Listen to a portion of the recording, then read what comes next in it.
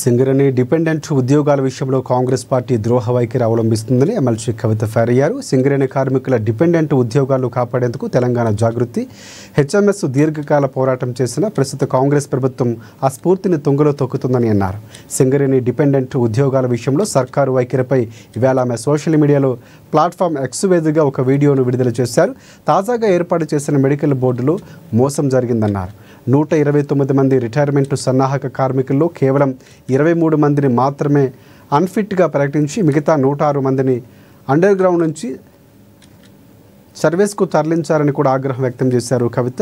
ఆ 106 మందిలో కూడా సీనియారిటీని పాటించకుండా 10 మందిలో ఒకరిగా మార్చివేశారని ఆమె ఆగ్రహం వ్యక్తం చేశారు. కానీ 129 మంది కార్మికులు తాము రిటైర్ అయ్యి తమ పిల్లలకు లేదా కావలసిన వారికి ఉద్యోగం ఇప్పించాలని కోరుతున్నారని తెలిపారు. ఇక సింగరేణిలో యువ రక్తాన్ని తీసుకువచ్చే ప్రయత్నం చేస్తూ తద్వారా తమ కుటుంబం బాగుంటుందని కార్మికులు భావించారని ఆమె తెలిపారు. మెడికల్ బోర్డు పెట్టిరు మంచిగానే ఉంది వీళ్ళు అని అనుకుంటే మళ్ళీ ఒకసారి కాంగ్రెస్ పార్టీ తన యొక్క నిజమైనటువంటి నైజాన్ని బయట పెట్టుకొని కార్మికులకు ద్రోహం చేసింది. మెడికల్ బోర్డు పెట్టింది 129 మందికి.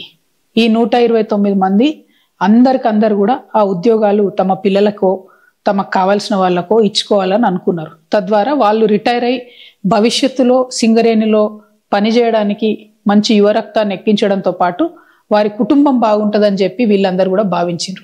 కానీ 129 మందిలో కేవలం 23 మందిని మాత్రమే అన్ఫిట్ చేయడం జరిగింది. అంటే ఇది కేవలం 17.8% మందికి మాత్రమే అన్ఫిట్ చేయడం జరిగింది. మిగతా 65% మందిని సింపుల్గా అండర్ గ్రౌండ్ మైన్లకు వెళ్ళి తీసి సర్ఫేస్లు ఇచ్చిండ్రు. అందులో కూడా సీనియారిటీని పాటించలేదు.